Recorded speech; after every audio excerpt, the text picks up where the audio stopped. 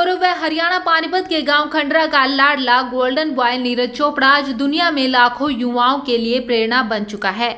लेकिन मनोहर लाल सरकार से लेकर नायाब सिंह सैनी की सरकार तक घोषणाओं की सरकार कहें तो गलत नहीं होगा। इस सरकार में केवल घोषणाएं मात्र घोषणाएं बनकर रह गई।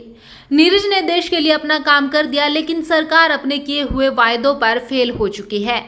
नीरज चोपड़ा ने 2018 कॉमनवेल्थ गेम में गोल्ड मेडल और 2021 टोक्यो ओलंपिक में गोल्ड मेडल जीतकर पूरी दुनिया में खंडरा गांव का नाम रोशन किया था, जिसके बाद हरियाणा सरकार ने गांव के सुधार के लिए 6 करोड़ रुपए व खंडरा गांव में स्टेडियम बनाने की घोषणा की थी। लेकिन सरकार की घोषणाएं केवल घोषणाएं मात्र रह गई। आज तक गांव में 1 रुपया भी नहीं आया, वहीं स्टेडियम का कार्य भी शुरू नहीं हुआ।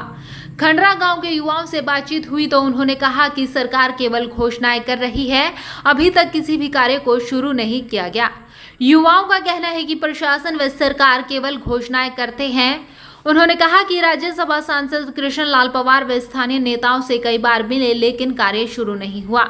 उन्होंने बताया कि आसन कला व खंडरा गांव खिलासी के बीच 15 एकड़ जमीन देने के प्रस्ताव दिया गया था, लेकिन आज तक उस पर कोई कार्रवाई नहीं हुई। ओलंपिक जीता 2021 का, उसके बाद भी कोई मतलब जहां भी खेलने गए कहीं गोल्ड के अलावा तो उसका आज तक कुछ आया ही नहीं है। तब भी गवर्नमेंट पता नहीं कहां सो रही है, कहां पानीपत के अफसर सो रहे हैं, कहां सरकार है, हमें तो कुछ पता ही नहीं है। देखो, अगर कोई बात हो ना, कोई फोटो खिंचवाने की बात हो, नीरज भाई की बात हो, नीरज की कोई बात, तब तो सामने आ जाते हैं। लेकिन कोई गाँव में या उसके विकास के लिए कोई कहीं ऐसा कहीं बोर्ड लगा हो आज तक, अगर किसी ने कोई सीएम का लगा हो गाँव में, किसी मंत्री का लगा हो, या अपने राज्यसभा मेंबर है कृष्ण पंवार, इसका लगा हो कहीं बोर्ड भी मैंने ये कर दिया, आज तक कुछ नहीं किया। हमारे गांव में किया, शहर में नहीं किया, गांव में नहीं किया। सर, पूरी नहीं हुई है बिल्कुल भी। आप बात कर रहे थे ना, जैसे नीरज चोपड़ा जाता था, अब भी मेरे गांव के छोटे छोटे बच्चे हैं, आप रात को देख लेना, वो अब शाम को जाएंगे, उन्होंने अपनी एक वैन कर रखी है, वो वैन से वहीं शिवाजी स्टेडियम जाते हैं, रात को 9:30 बजे आते हैं। वो सरकार घोषणा करती है। और सर, हम तो पक्का कह रहे हैं गोल्ड अब की बार भी आएगा,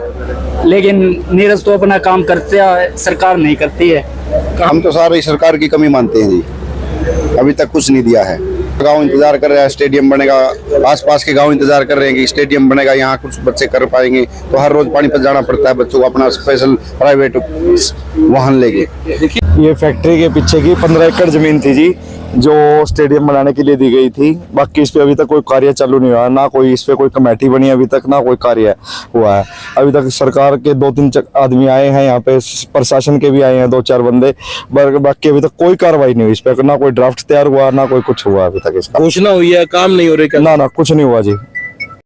नीरज चोपड़ा के पिता सतीश चोपड़ा ने बताया कि कॉमनवेल्थ खेल जीतने के बाद सरकार ने 6 करोड़ रुपए घोषणा की थी, लेकिन आज तक 1 भी रुपया नहीं पहुंचा।